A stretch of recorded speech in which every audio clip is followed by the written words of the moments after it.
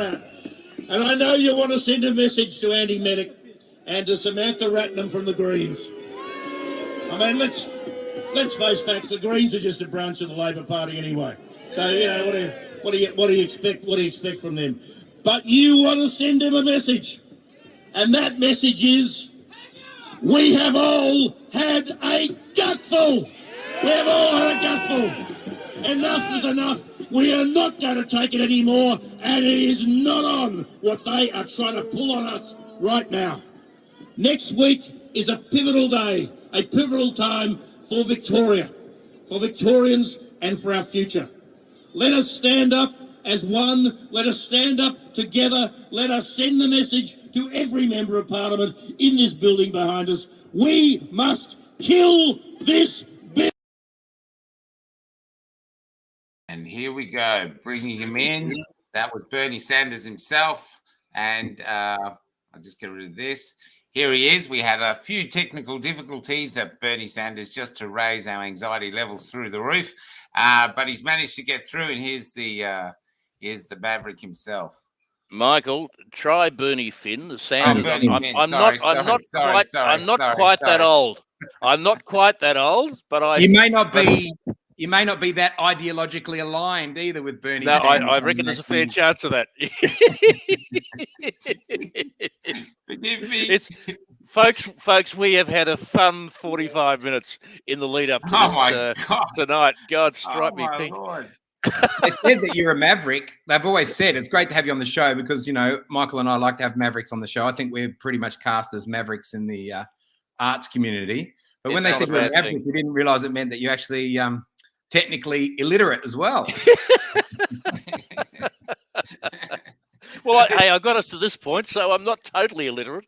Oh, I love anyone that makes me look good. Technically, I love, honestly. There is hope for the world yet, let me tell you. You can't talk, buddy.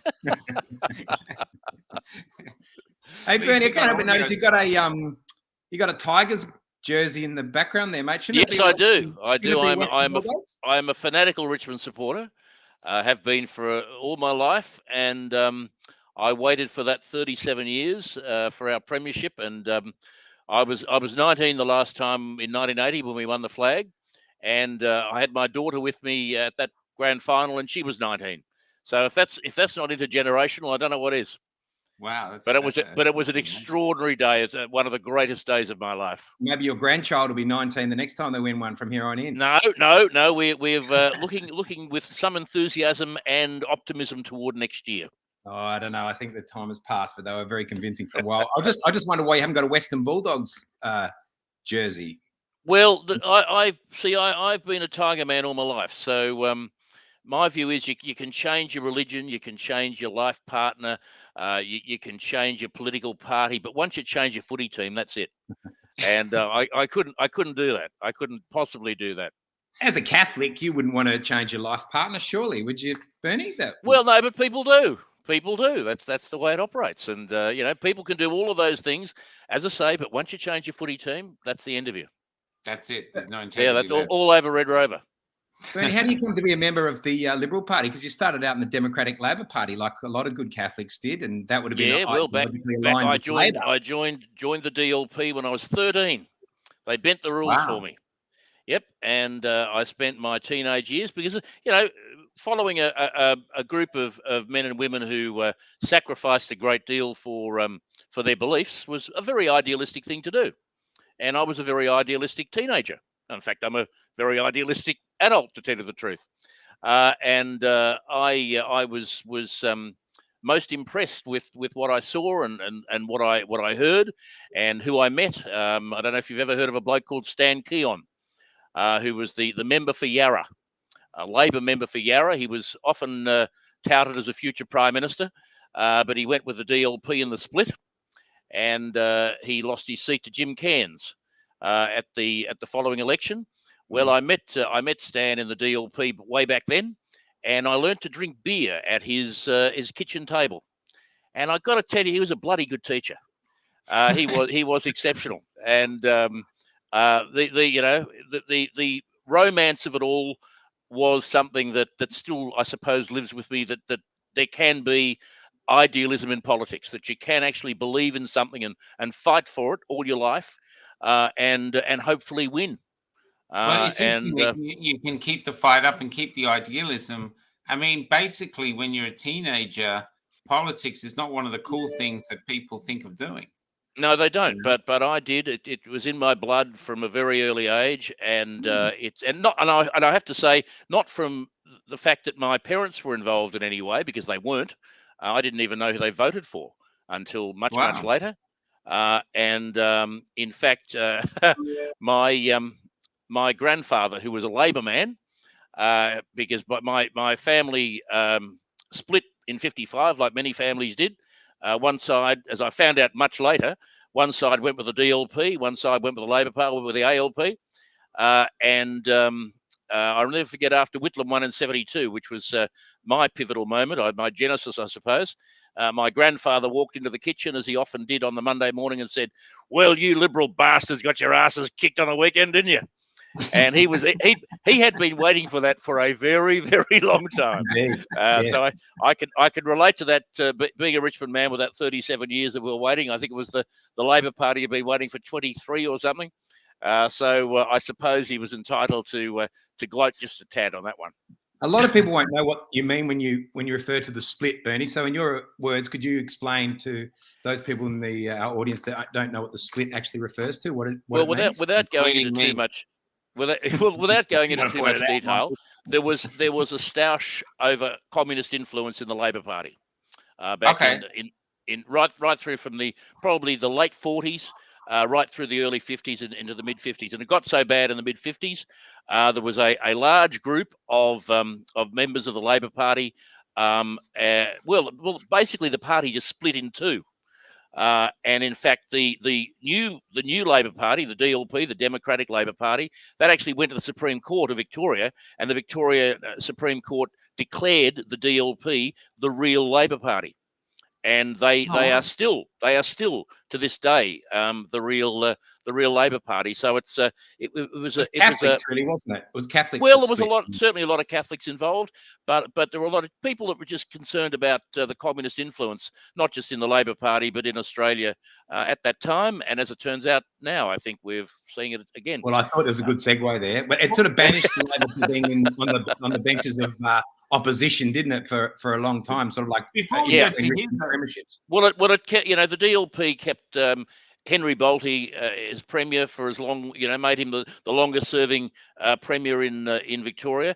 It made Sir Robert Menzies the longest serving prime minister in Australia, because the preferences, what they did was, they took about 20% or 30% of the Labor vote and gave it to the Liberals via preferences. And a lot of people forget that it was in fact the DLP that kept the Conservative parties in government for, federally it was 22 years, I think 23 years, and in the state it was 27 years until John Cain won in 1983. It had a huge influence on politics in Australia. Bernie, when you first started as a teenager, you wouldn't have been running then. So what did they have you doing, or what were you doing? I was giving out how to vote cards. I was running around directing fundraising. There were a whole range of things that I was doing. I was stuffing things in letterboxes. I was involved in a whole lot of things. And in fact, at the age of, how old was I? 17. I was on the state executive of the DLP. So. My involvement in politics goes back a fair way, and 19 you ran for Corangamite, didn't you?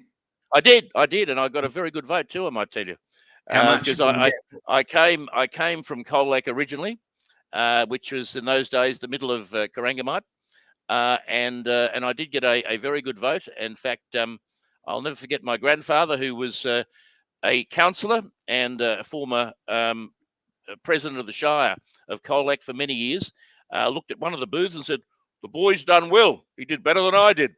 And Richard Reardon's the member down there. Which was quite a compliment. We've had Richard on the show. Yeah. Richard's a great man. Great man, Richard. Absolutely. Great man. Yeah. But how do you think, after all this idealism that you've had, how the hell have we got to this point now where we're looking at what we're looking at with this bill? Well, I think how we've got here is that there's not enough idealism. People have not shown enough interest in our political system. They haven't shown enough interest in elections.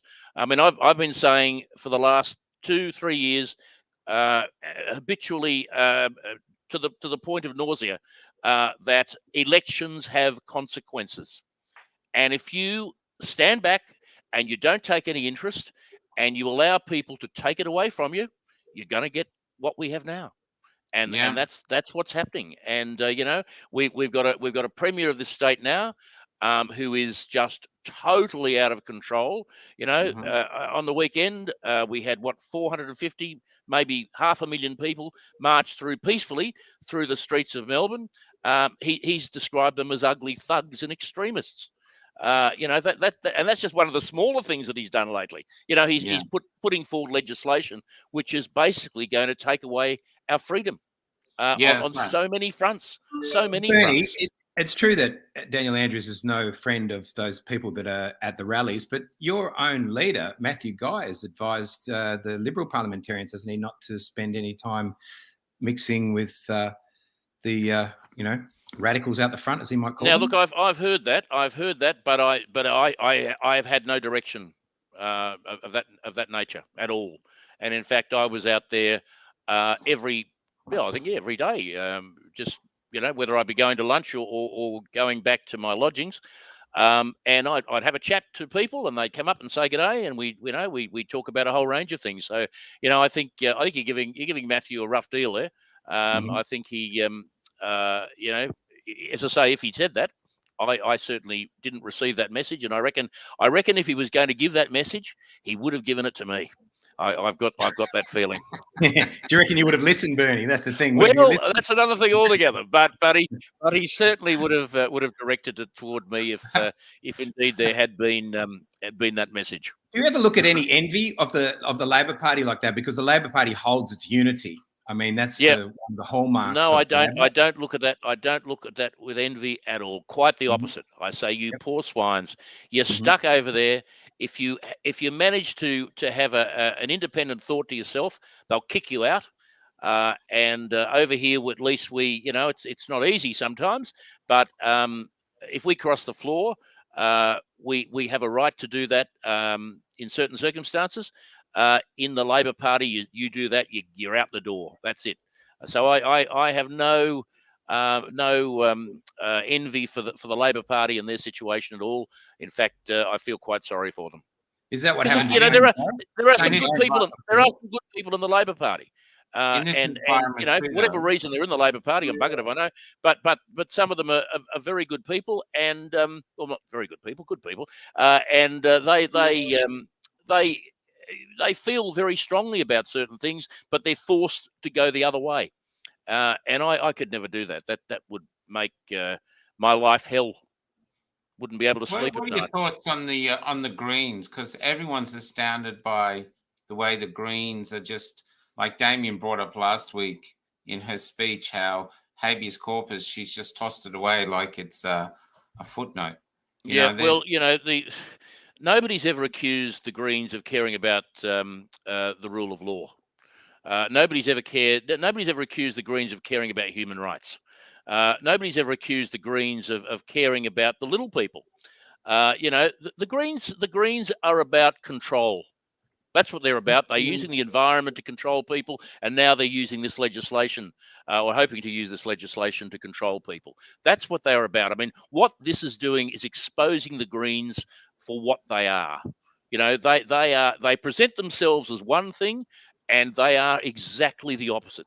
They're just, as I said at the rally, they're just another branch of the ALP, an extreme branch of the ALP, granted, but they are just another branch. And the fact of the matter is that Daniel Andrews is the Premier of Victoria because of the Greens, because of the Greens' preferences. Without the Greens' preferences, Matthew Guy would have won the last election. So let's not get too carried. That was an absolute Well, landslide. it was a landslide. It was a landslide. Yes, it was a landslide to Labor. But you go back and you look at those electorates where they won, and they won on almost, well, not almost all, but most on Greens preferences. And that's why But that's they the won same in the as the Nationals for you guys, isn't it? I mean, that's the same as the Nationals. Well, not for you really, guys. because we don't. Anyone that votes for the Nationals knows that the preferences will probably flow to Liberal. I think most people that vote for the Greens probably know that the preferences are going to flow to Labor, so they're quite happy. I don't think they do. And I should point out that the Liberals and the Nationals don't actually compete against each other as a general rule. But I don't think a lot of Greens voters or people who vote Green, there is a difference between people who vote Green and Greens voters. Because you've got the Greens voters, they are the hardline lefties who are well endowed financially and can afford to vote for the Greens. I've always said I wish I could afford to vote for the Greens. I wouldn't. I just wish I could afford to. But there's a lot of people who vote Greens because they don't like Labor, they don't like Liberal, whatever. They don't realise that they're, voting for the Greens is the same as voting Labor. They don't realise that, and they don't realise that their vote that night will go straight to the Labor pile. And we saw that in a very big way at the last election. Please God, let's not see that happen again, because it's devastating for, as we're seeing at the moment, it's devastating for Victoria and for Victorians. Well, it happened to Dennis Napthine, didn't it? I mean, he only served one term. Yeah. So what is it? So it's fine to talk about principle, a lack of principle in the parliament. What are the Liberal Party doing to bring principle back into the parliament? Because I tell you one thing they're not doing.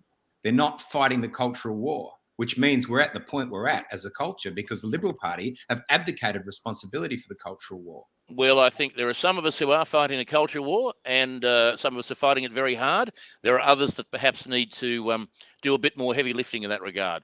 And I would urge them and encourage them to do so. But certainly the culture war is very high on my list of priorities because I see that as absolutely fundamental to our future as a state and as a nation. And so is it worth maybe the Liberal Party taking a collective sense of responsibility for that and getting that as actually a message? That's a really important. Well, that would be you've got people in Canberra, people like Claire Chandler, for example, who's doing a great job, the senator from Tasmania. You've got James Patterson, who's doing a great job, the senator from Victoria. You've got George Christensen, who's taken it on big time as an LNP member from Queensland. But look, I don't disagree that we should go in harder. There should be more of us involved. I totally agree with that. And as I say, I encourage my colleagues to take that on and to fight the battle that not just needs to be fought, but needs to be won. There's been people, I go to the Parliament steps a lot, and there's people actually coming up and saying now, if we survive this, is political apathy dead in Australia? Well, especially in Victoria, because people realise we can't be apathetic again. Yeah. Can you remember a time, since you've been in politics since you were a teenager, where you've seen the public react like they're reacting now? Usually it is when you have a government that is putrid. So I've seen it twice. I saw it in 75 when Whitlam needed to go out. And there were huge numbers of people came out to get rid of him, and then again we saw it in 92, where I remember there was a crowd of 150,000 marching on Parliament House, calling on Joan Kerner to resign. Then when Jeff got in, a week or two later, the other crowd, the trade unions, came out of about 150,000, calling on him to resign. So there's the big difference. The big difference was, of course, that the people who were marching to get rid of Joan Kerner, they'd never marched before, largely. And I have to say, a lot of the people that marched on the weekend and the weekend before and the weekend before, they've never marched either before. That's true. It's That's not something. Yeah, it's not something that they do, No. and to see them in the streets, it almost brings a tear of joy to my eye to see them out and active and prepared to do things that they've never done before to bring a result that we all need.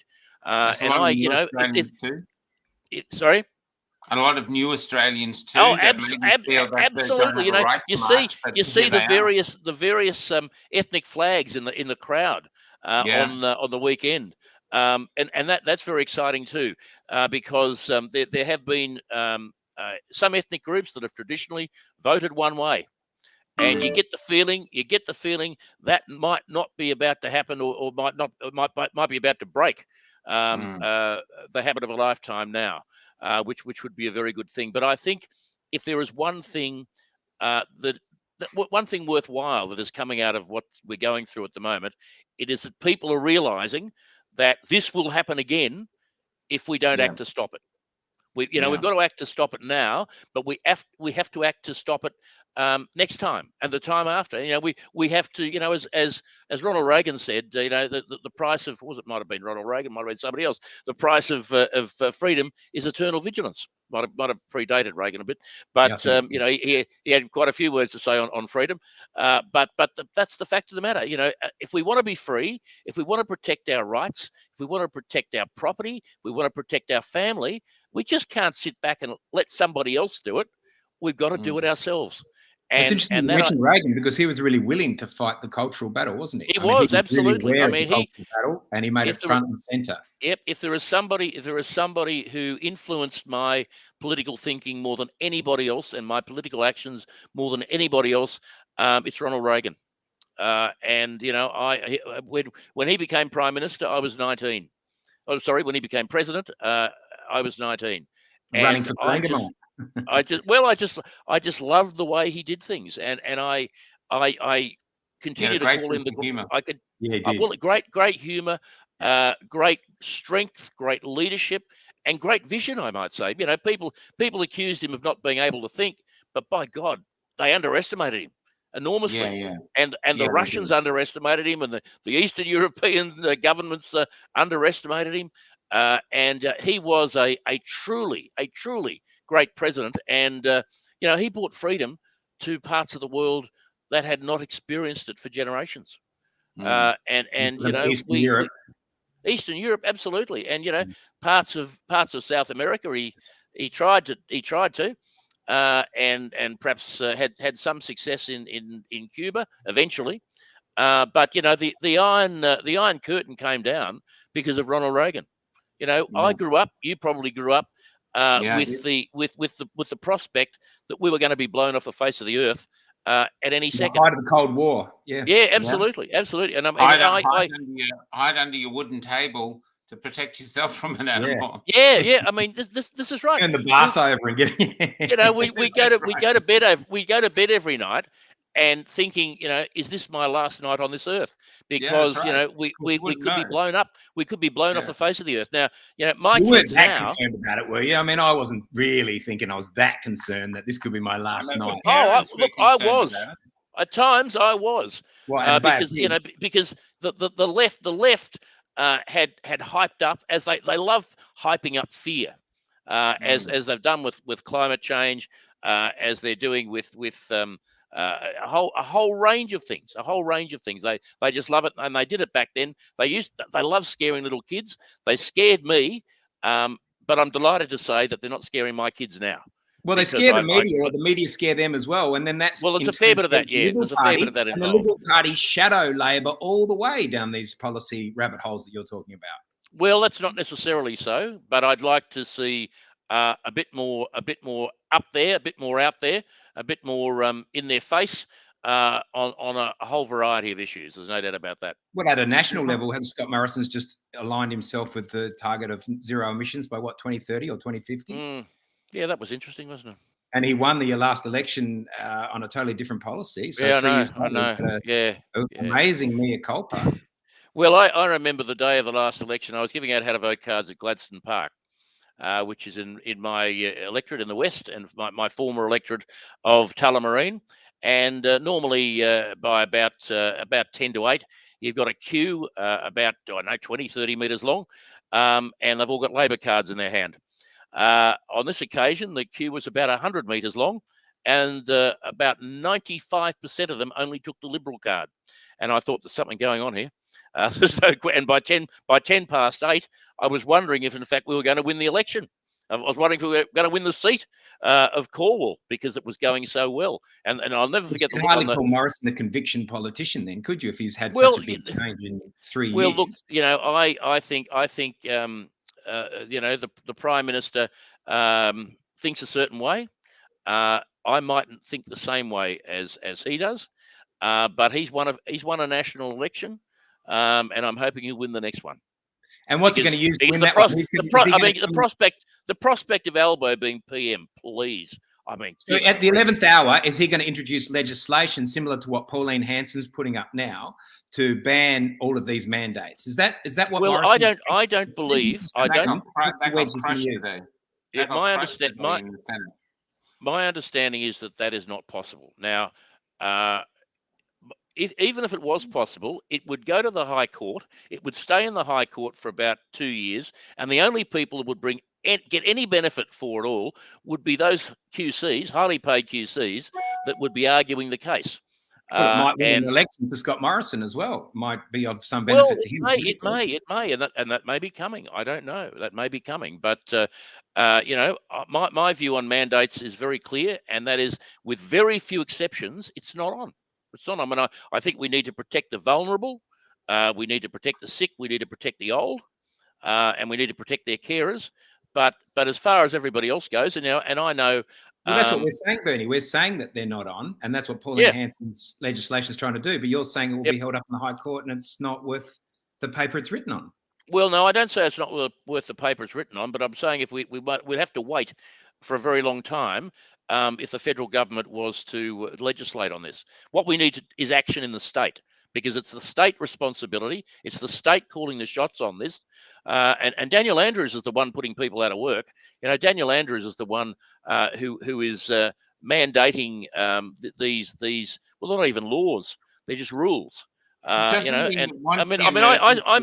met with a constituent today in a park because we couldn't go and have a coffee because she wasn't vaccinated. How pathetic is that? How pathetic Once is that? the emergency powers finish, though, doesn't the Constitution kick back in? Geez, you hope so. But I tell you what, if this law that this bill that he's proposing now, if this pandemic bill passes, there's no guarantee that the Constitution will return, that our rights will return, as long as he is Premier. So how scared are you of this bill? Horrified, absolutely terrified. I'm not sure, and one of the questions I'm going to ask in the committee stage is, will this law allow the Premier to call off the election next year? Well, that's in the writing. That's it. Well, it gives him the remit to do that. Absolutely. Yeah. No doubt about it. Yeah. Well, look, I'm sure the unvaccinated certainly won't be allowed to vote. Yeah. Well, you've got to remember, we have a Premier in Victoria who lives for politics. All his life has been about politics. Everything he does is about politics, about what he can get out of it politically. So you can be guaranteed that, he didn't write this law, he didn't write this bill for the benefit of the people of Victoria. He would have written it. In fact, I'll put money down, a huge amount of money. He wrote it for his own benefit. And he says, we're not going to lock you down again, but he can. And I remember the last time he said, we're not going to lock you down. And he did. And he made us the most locked down city on the face of the earth. Bernie, it's hard for you to criticise Dan Andrews on the fact that he's been a career politician, because you've been a career politician as well, haven't you? Well, that's the truth, because I think that's one of the major problems maybe we're confronted with in the political cycle, that there's all these career politicians that stay in office no matter what, because you're in the lower house during Jeff Kennett's 7 years, yes. 7 years. And now you've found yourself in the upper house. And that's often the case, isn't it? Now, I'm not saying you don't have something to say, but I'm saying there's a corruption in the system there already, isn't there, where people can go into political life and walk out potentially millionaires on taxpayers' money. Well, I tell you what, I'm not going to be a millionaire because I don't get that bloody pension, because it was abolished back in 2004 when I wasn't in Parliament. But I had a job before I went into politics. I was in radio for 12 or 13 years before that, as well as running my own business. in between stints in Parliament. I've got a fair bit of life experience, as distinct from Daniel Andrews, who worked as an electorate officer, who then worked as a party officer, then went to be an MP and then a minister. And I mean, he wouldn't know how to talk to an ordinary person if his life depended on it. You'll find that the real life experience is almost entirely on the Liberal and National side, whereas most of the Labor side are union officials, Labor lawyers, and people that generally speaking you'd cross the road to avoid. And that's the fact of the matter. These people, all they've done has been on either the teat of the union movement or the teat of the taxpayer, all their lives, and they've never run a business. They have no understanding of what's going on in the real world. I remember in years gone by starting my own business and sitting there at the kitchen table with a pile of bills, thinking to myself, how the hell am I going to pay for this? How am I actually going to put food on the table? I remember thinking that, and some days, I would be in a sweat, in a panic that I wouldn't be able to feed my kids. I mean, that's the last thing you want to do now, isn't it? Start a business in Victoria. It's tragic. It's tragic. I mean, just to keep a business going in Victoria is miraculous if you can get away with that. But to start one, you'd have to have something wrong with you, I reckon. That's right. It would be just mad. And I mean, when the border opens up fully, we are going to see something akin on the Hume Highway. We're going to see something akin to the road from Basra after the first Gulf War, where we're just going to see cars and trucks and caravans and everything just getting the hell out of Victoria. The Kane Kerner government, there was a few cars going up the Hume Highway. There was. Well, I tell you what. I mean, I remember back on the night of the 2014 election, and I have to say I was a bit surprised by the result when Dennis was defeated, and I thought to myself, this is just extraordinary. I thought we are going to look back after a few years. We are going to look back on the Kane Kerner government as the good old days. I never in a million years thought I would be so right. I never thought for a moment I would think, come back, Joan, all is forgiven. I never for a moment thought that would be possible in any way. But God, it is. It is, because Joan Kerner would never have tried this on. She would never have tried what Andrews is trying on. It's just staggering that that we're seeing this now. One perfect thing is across the road from Parliament Steps, like on Saturday, there was, a couple of thousand out there. You've got all these restaurants on the way to Harry Potter, and they won't serve them. Now, these businesses have been closed down for ages. Now they've reopened, but they're just thinking that's a huge amount of business. If they were just, if they wouldn't even serve them takeaway coffee. Yeah. And to me, the culture seems, the economic culture seems to be almost set on suicide. That you haven't been open for ages. You need business, and you're going, no, I'm not serving you, and I'm hiring someone to police my clients, and I'm going to have sort of embarrassing moments where suddenly I've got people trying to kick someone out while someone's waiting there to get served. It's just like insane from an economic point of view. Forget the moral point of view. Yeah, absolutely. Well, very early on of this in this pandemic, the Treasurer Tim Pallas made a statement that made my skin crawl, and horrified me and terrified me. He said that the key to this economic recovery will be government spending. He said the government will lead the recovery in this state. Now, you and I, we all know that the only way that you can fully and sustainably recover from anything is to let business do what business does, and that is make money and employ people. I mean, if government, the only place government can get its money from is from the taxpayer. To suggest that is a sustainable future, that you can pour, billions and billions and billions of dollars of taxpayers' money into the economy to get it going again is just insane. Isn't Dominic Socialism Perrottet doesn't doing work. exactly the same thing in New South Wales? Well, I don't think I know they he's are, offering because incentives to business all over the place. New South Wales is opening up again to a greater extent, and certainly a lot earlier than Victoria has. And I think you'll find that the Dom Perrottet up there will be a very good premier in terms of allowing business to get on with doing its job. Down here, not so much. And you know, the premier clearly here, Daniel Andrews, has a deep and unabiding hatred of business. He shows that almost every day, and you've got to wonder. You've got to wonder what has happened in his youth or in his teen years, maybe, to give him that attitude, because it's going to be disastrous for Victoria. You know, the only way, as I say, the only way we can get out of this, the only way that we're going to get out of this, the only way that we are going to be a great state again is to allow business to get on and do what business does. Otherwise, we as a state will die. There's nothing surer. Well, there was some people saying, some estimates are saying there was like 450,000 people at the rally on the weekend. There was nothing from the ABC. That'd be right. Well, look, you know, my view on the ABC has been very strong for a very long time, and that is the ABC outlived its usefulness a very, very long time ago. I would pull the plug. And enough, you know, we are pouring about $1.5 billion into the ABC every year to produce this sort of crap that they come out with.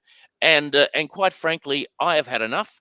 I vehemently object to my tax money going to pay for people who are trying to destroy our country, who are trying to destroy our lifestyle, who are trying to destroy our system of government. I mean, let's face facts. If you want to fight the cultural wars, as you're suggesting, Damien, the first thing you do is to bring down the ABC, because but I know it's the not your ABC jurisdiction, Bernie, and it's fine to say that, but it's the federal jurisdiction. But it's been a Liberal government for over 10 years, or basically 10 years of Liberal government. Well, it has been. Yeah, I agree. And that was one of the great disappointments that that Tony Abbott didn't stay.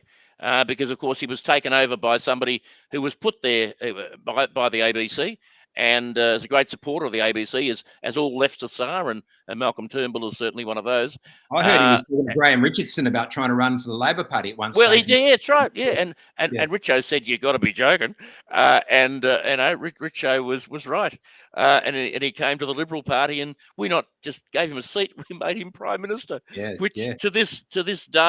To this day, I still shake my head. Well, John Howard was pivotal in that. John Howard was pivotal in that because he. Yeah, he was. Yeah. I mean, John Howard was a great Prime Minister, but he was not perfect. And on this occasion, he really stuffed up badly. But Bernie, tomorrow we have 4 South Africans coming on from both sides of. All grew up in apartheid from both sides of it. They want to come on because they came to Australia to get away from it. And they want to come on to talk about the long-term dangers of it for both sides. Yes. Currently, this premier has put, you know, it's established now in our country, like you said, with your friend having a coffee in a park. How do you think we can heal the culture? Because the hate is growing. That's what I found beautiful about the march. There was vaccinated, there were unvaccinated. Yes. People do not want to be divided. The people don't want to be divided, but the Premier seems determined to divide them. How do we heal the culture going forward? Well, I think he's determined not just to divide them. He's determined to crush those who either can't or won't vaccinate. And that's what he does. Anybody who has a different view to him, he will destroy. He will crush. That's the way he works. And I see what he's doing in this state at the moment, and it shakes me to my core. I mean, whatever happened to equal rights? You know, we have more laws, and we have been told for how many years not to discriminate. Whatever you do, don't discriminate. You don't discriminate on the grounds of gender. You don't discriminate on the grounds of sexuality. You don't discriminate on the grounds of ethnicity. You don't discriminate on the grounds of skin color. You know, a whole range of things you don't discriminate on the grounds of. However, if you don't have a forced vaccination, you can be discriminated against, and you are not just discriminated against, but you are treated as a second-class citizen by the government of this state. I mean, think about that. Which is encouraging everybody else to do the same. It's horrifying. It's horrifying, and if you're going to treat people, one group of people like that, if you're going to treat them as second-class citizens, who do you treat next in the same way? You know, maybe liberals. Maybe Greens mightn't be a bad thing, but that's another Bernie, thing. didn't you see this coming? Didn't you see this coming when there was inaugural Minister for Equality under Andrew's government, the first Minister for Equality in Australia's history, and a bureaucracy to back it up, Martin Foley? You would have thought a government that preaches equality would actually believe in it. You'd think that, wouldn't you? But look at New Zealand with Ardern. Yeah, well, then, they're a lost cause over there. They're lost cause. I mean, that woman's mad. And it happened also in Canada. You know, you've got Ardern and Andrews, I'm told, are very close, which shouldn't surprise anyone. Trudeau needs psychiatric help. I mean, there's no two ways about that. There's something desperately wrong with him. But we've got to get fair dinkum. You know, if we are serious about Trudeau's Fidel Castro's love child. So, I'm sorry, Have a look at them together. Who's that? Justin Trudeau, Fidel Castro. There's a lot. Now I've heard that. I've heard that. Physiological similarities. There are a number of people who'd like to see them together. But the fact of the matter is that if we're fair dinkum about protecting human rights, if we are fair dinkum about protecting equality, if we are fair dinkum about treating everybody equally, if we're fair dinkum about egalitarianism, we will not tolerate what's happening in the state at the moment. Bernie, this is the problem, isn't it? That liberals talk like this, like equality is a lie. No one's equal, you know. Well, Mike's much better looking than me. I'm taller than him. You know, you're smarter than me. I'm not as smart as you. No, this is the reality. So there should be equality before the law. We can absolutely. We can be equal without being the same. And I think that's very important. If we try to have equality of outcomes, then but if you don't ever make that distinction, you just go along with the rhetoric because it's the right thing to do. And oh my God, I don't need to blow back from the ABC or whoever else. No one knows any better. And that's the problem we're confronted with. Damien, let me tell you something. Every day in the Parliament, we have I think it's a welcome to country or something similar to that. Now, for as long as we have been doing that, I have not stood. Everybody else stands as if we're doing the prayer. But I refuse to stand, not because I have anything against the Aboriginal communities, not at all. In fact, quite the opposite. I regard the Aboriginal communities as being equal to everybody else. And as such, they should not be held on a pedestal. Nobody should be held on a pedestal. We are all equal. Whether we be Irish, whether we be German heritage, whether we be Aboriginal heritage, whatever our heritage is, however long our families have been here, whether it be 6 months or 6,000 years, we are all equal. We are all equal. And I refuse to stand to accept that one group of Australians is more important than anybody else. I refuse to accept that. Before this, we were even if we haven't reached equality, we were striving for it. We were trying to head in that direction, and we were fucking up a lot, but we were striving in that direction. Now, though, we are heading in the opposite direction. Well, Dan Andrews has pulled the chain. He's pulled the chain and flushed it away. And that because he needed to. He needed an overarching narrative. Because he had all these different little interest groups that he'd created. How could you pander to them, all of them eventually? He needed an overriding narrative, and COVID is the perfect overriding narrative. It's just us and them now. It is. Well, it is us and them. Absolutely. And it is, I can't tell you how angry I get and how angry I am at what I see. And I've spoken to so many people of late who are now unemployed. great people, really good people. They've lost their jobs, they've lost their income. You know, they don't know how to feed their families. And you know, this in Victoria in 2021. What the hell is going on? How could this happen? You know, how could we have a government that preaches equality, that preaches anti-discrimination? How could we have a government that allows a sizable section of the community to be treated in this way? How can it be allowed to happen? And you know, and I'm going to go back into Parliament next week, and I'm going to go to town on them again, as I have been doing now for some time. Now, some people say I go too hard. I don't think so. Perhaps there are times I don't go hard enough, and perhaps next week I might go harder just to finish off the year in a way that it should be finished off. Do you have hope for next week? I'm sorry? Do you have hope for next week? Yes, I do. Yes, I do. I remember speaking to a few people at the Saturday rally before the vote, and I was told, Ari, for example, said, do you have any hope for next week? I said, yes, I do. He said there's no chance of, you know, this thing will be defeated. There's no chance that we're going to get through without this thing. And I said, well, look, you know, I've been in politics long enough to know that you don't give up, that anything is possible, and you just keep plodding along, if needs be, until such time as you get a result. And quite frankly, if you've been in politics long enough, you're going to see just about everything. And what we saw last week with Adam Somyurek returning to the chamber and threatening to vote against the bill was one of the greatest plays I have ever seen in my career in politics, my life in politics. And you know, I think Adam Somyurek is not just somewhat of a hero in Victoria, but you know, he's quite clever as well.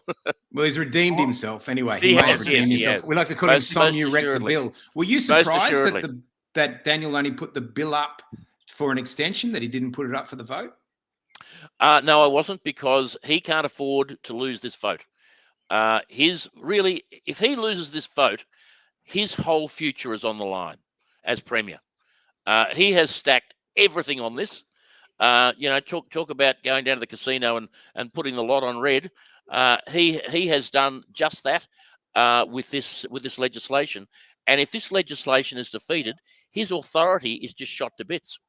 It's gone. Our best chance of getting rid of him would probably be someone in his own party knifing him, wouldn't it? Like James Molino. Oh, for sure. Yeah, that's probably the only way that we are going to get rid of him before November next year. Especially as more and more people assemble on the streets against him. I mean, that would well, you know, the fact of the matter is, the reason that Adam Somyurek isn't independent is because Daniel Andrews got him before he got Daniel Andrews. And that's the simple fact of the matter, because it's no secret that Adam had been organising numbers for quite some time in the ALP to remove Andrews, and he set the whole thing up to get rid of Andrews. And what was his motivation? Was it just for self-aggrandizement, or did he see? No, I don't think it was. No, I think he's genuinely concerned about the direction that Andrews was taking the state. Keeping in mind that Adam is of the right. So Andrews, someone you could have a beer with, probably, Bernie. Someone you could have a beer absolutely. with. And I have from time to time. Yes, absolutely. But you know, well, Adam, Bill, he'll never have to pay for a beer the rest of his life. No, that's true. He's on easy street from here on in. If his vote can defeat this bill, he's on easy street for as long as he wants. Bernie, but you know. Is Catherine Cummings someone that you would have a beer with in the parliamentary bar? Oh, yeah, if she was there. I mean, I have to say, I haven't been in the parliamentary bar, and this is something you might be interested in. We used to live in the parliamentary bar when I first was elected. Jeff used to tell us to go to the bar and leave him alone. But these days, I can't actually remember the last time I was in the bar. It is a huge rarity now.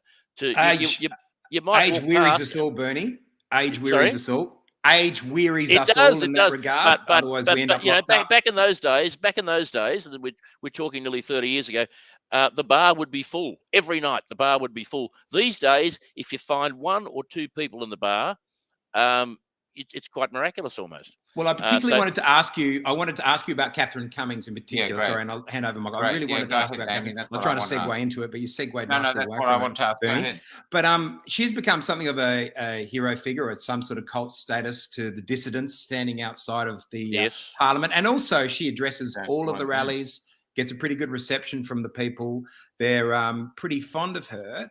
Now, you came out with a pretty damaging tweet when she voted with the Labor Party purely for an extension, a vote that probably didn't count in the end, although you could question morally why she chose to make it. Did count big time. It counted big time. Did it? Because because unless you actually begin the debate on the committee stage, you can't get to a vote. That's the thing. Adam wasn't there because Adam wasn't needed at that time. The fact of the matter is that we still had 10, maybe 12, 15 hours of debate to go on the committee stage. Adam didn't need to be there. And quite frankly, if I didn't need to be there, I wouldn't be there to go through all that either. I think Catherine made a dreadful mistake. I wish she had asked somebody what was going on, and we would have been happy to tell her. But that could have killed the bill if she hadn't voted. Yeah, look, if we had got into that second reading, we got through the second reading, and we had got to a vote. Yes, I believe we would have killed the bill either late that night or early the following morning. But unfortunately, that didn't happen. And the government knew that too. That's why they voted to postpone it. So, Bernie, give us a couple of hypotheticals as to what could have been motivating Catherine. Give us a more negative slant that would be self-serving, maybe it's because she's a neophyte. She's new to the Parliament. She hasn't been there like you have for years and years. She's new. So what? Yeah, look, I think Catherine just didn't understand what was happening, and I think her excuse me. I think her motives were pure, but I think she was wrong on this occasion, and maybe, hopefully, she's learned. And what about your motives, Bernie, in throwing her under the bus? Is there anything, because you're both upper house members of the Western District? I got to say to you, my motives at that time were probably pure anger. I was furious when she did that. I couldn't believe it. She had been with us. She had been with us the whole time, and all of a sudden she's voting with the government, and I was livid. I was beside myself with anger. So I thought it important that I get it out there. And by the way, it was Facebook, not a tweet, because I refused to enter refused to enter the sewer that is Twitter. But you'll enter the sewer that's Facebook. I mean, sorry. You will. No, it's not. Well, it's not. It's love Facebook. Facebook is decidedly civilized compared to Twitter. But I just thought it important that people know what was going on in the chamber. And that's not the only Facebook contribution that I made on the debate. For some days I had been putting up regular updates on what had been happening in the House, and I thought it important on that occasion, particularly as I was so angry, that I do it again then as well. So Catherine must have given Dan some heart then. Sorry, Michael, I'll just finish this question. Yeah, go ahead. Catherine must feel like, so Dan must feel like Catherine's given him some heart now, that he must have some negotiating power with her because she did vote the way she did vote. So what could he possibly offer her now in a way of a sweetener to get her vote? Well, because we don't understand. We sit outside of the Parliament. You sit in there. You've sat in there for a long time. So tell us what sort of machinations could there be? Yeah, well, my understanding is that Catherine has said to the Premier, she's not told me this, but this is what I hear, that she said to the the Premier that she wants an end to mandates for her to vote for the bill. So there will be horse trading on all over the place, and Rod Barton is a nice bloke. He will be horse trading. There will be Cliffy Hayes. He'll be doing some horse trading.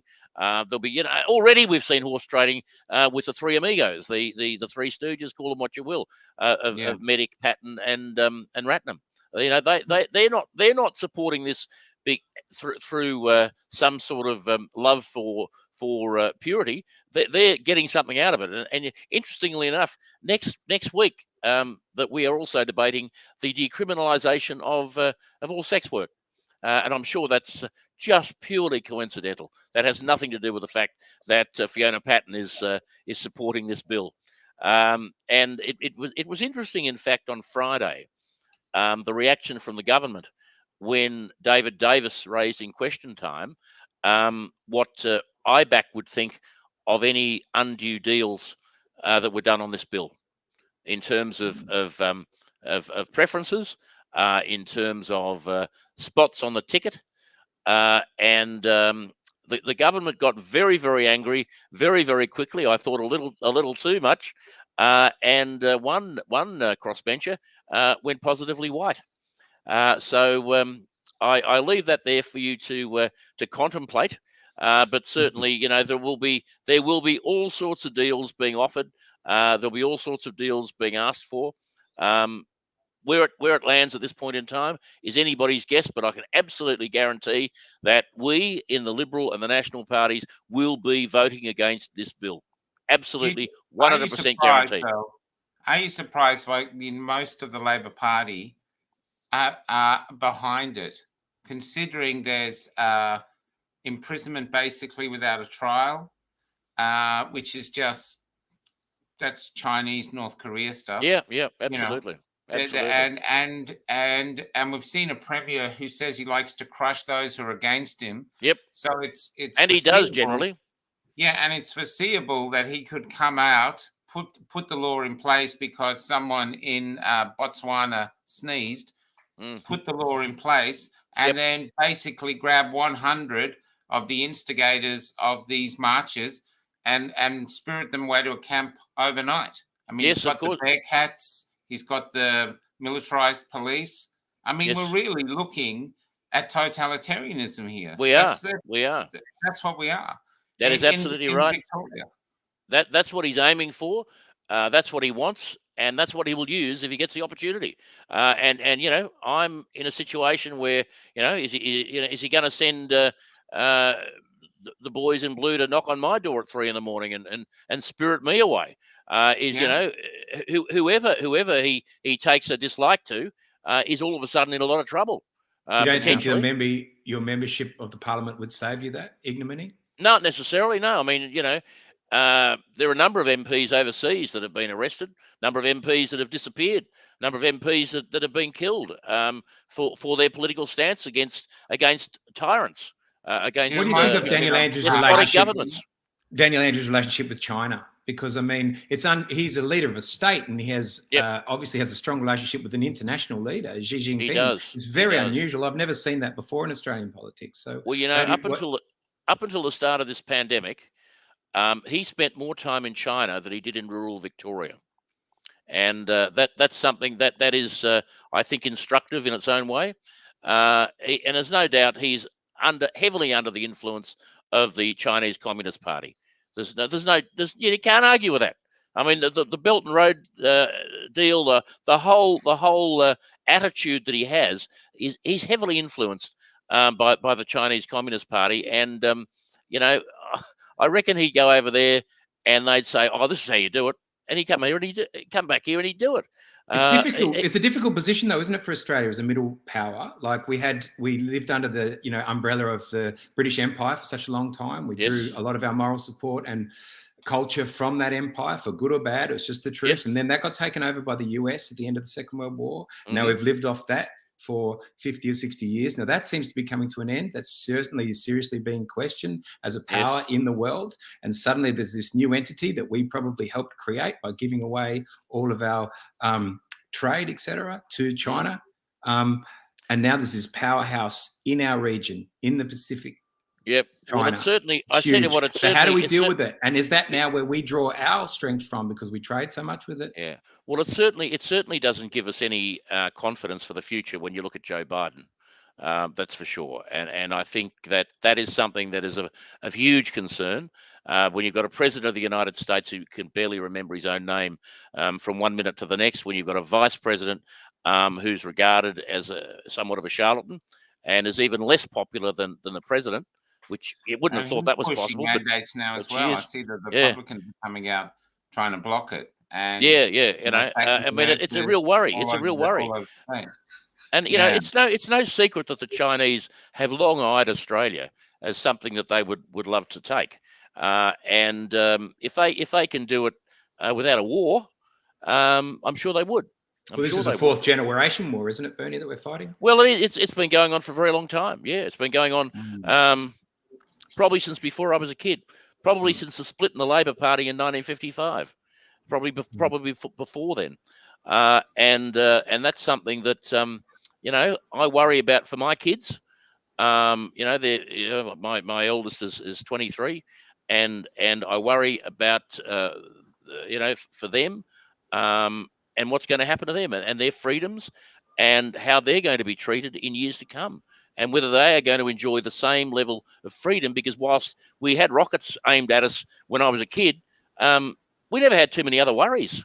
No, most of our life we haven't. Yeah, we're just going to wrap up. But as we move forward, when do you think the vote will happen on this bill, Nick? I think next Tuesday they will begin the debate, or they will attempt to begin the debate if they have the numbers. If they think they have the numbers, they will begin the debate on Tuesday morning, and we will go Tuesday morning, probably Tuesday afternoon after question time, and they will debate it all day into the night, and probably finish in the early hours of Wednesday morning. And when I say early hours, I'm talking maybe 5 or 6 a.m. So the 1st of December. Yeah, yep, and we will go all night on that. If they believe that they don't have the numbers, if they can't be confident, they'll postpone again. And what happens at that point, I'm not entirely sure. And is there any chance they're not sure either? Is there any chance that Andrews will use that time to put pressure on IBAC to bring forward its findings against Adam Somyurek and have him expelled from the Parliament, and therefore? Well, you would hope that not even Andrews would have the audacity to try and pressure IBAC. I'm sure they're all Labor appointees on the committee. Well, yeah, I reckon. Yeah, I think there might be 1 or 2. To say, yeah, maybe 3 or 4. But you would hope that would not be something that you would hope that level of corruption is not prevalent in Victoria. You'd hope that. I'm not overly confident that's the case, but you'd hope that. My view is that with this bloke in charge, anything is possible. Well, he will try anything on. If his back is against the wall, fire at the shrine. We've had the police dressed as stormtroopers. Firing on people with personnel carriers in the streets. If this bloke's back is against the wall, there is nothing that is off the table. He will do anything in order to protect himself and his power base, and it's a pretty scary prospect. Yes, right. And next week is I said at the rally the other week that last week was a pivotal time. Next week is even more so. It was a good speech. Because it was an impressive speech. It will decide. It will decide not just our immediate future, but our long-term future as well. Well, maybe there'll be over 500,000 people at the rally on the weekend. God, I'd love to see 1 million. I'd love to see 1 million. And watch the ABC trying to ignore that. These are very uncertain times, Bernie. I'll agree with you. The only thing we can be certain of at this particular juncture is that Richmond will not win the grand final in 2022. Well, I thought that was a nice way to round off the. Let us have a little wager on that. A nice bottle of Mr. Hicks. No, what is it, Mr. Riggs? Shiraz from McLaren Vale. Okay, let's do that. Very nice. I'm feeling pretty good because I'm making 1 out of 18. You'd think I'd have some chance in that bet. But okay, you're on, Bernie Finn. It's been a pleasure having you, mate. Thanks for coming. No, that's a very great pleasure. We're going to end with this singer we found on YouTube. There's a lot of artists coming out now, standing up and singing protest songs. I actually don't know his name, but if anyone knows his name, we'd really like to interview him. Bernie, it's been a pleasure having you on. Even the Great hour, to be here, gentlemen. Even the hour just trying to get you on was entertaining. If only you'd been able to put that out to air. That was entertainment plus. Yeah, comedy gold. I'll just show you this quickly, Bernie. We sometimes have a priest on. He's coming back on, and he lives in next to a convent with cloistered nuns who never see the public, and they do his tech. And they often chat to us before they go on. I'll just show you this picture. It's so gorgeous. So this is this priest's technical help. There they are. That's sensational. Well, there goes their anonymity. Their anonymity's just gone. Magnificent. That is We won't say magnificent. their name, but they're so gorgeous. Yeah, thanks, Good Bernie. stuff. I really appreciate it. And That's look, great. I'll send you a link through with this, so you can upload it to your YouTube as well if you want. Yeah, Or I'd love that. you That'd can be find great. someone who knows how to do that. Yeah, and I'll do that. I'm starting to look now. No worries. And anyone knows who this guy is, we'd love to have him on the show and interview him. Take care. See you Sunday.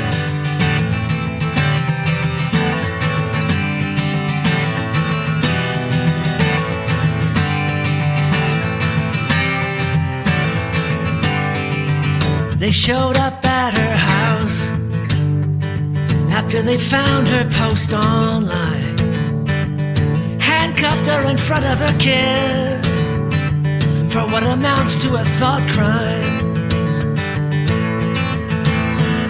They hide behind screens to find you and read every word you say. Nobody knows the rules, they're changing day by day. But if you believe in freedom, have faith in what you believe. Liberty is fragile, it can be broken so easily. So speak up for the ones who have lost so much. Stand up for what you know is right. You're gonna find there comes a time when you have to stand up for freedom. She was 8 months pregnant when they took her downtown. Apparently you can't plan a protest if it's against the lockdown. Some people only seek power, they always say they know what's best. But when you challenge authority, it's always a test. But if you believe in freedom, have faith in what you believe. Liberty is fragile, it can be broken so easily. So speak up for the ones who have lost so much. Stand up for what you know is right. You're gonna find there comes a time when you have to stand up for freedom.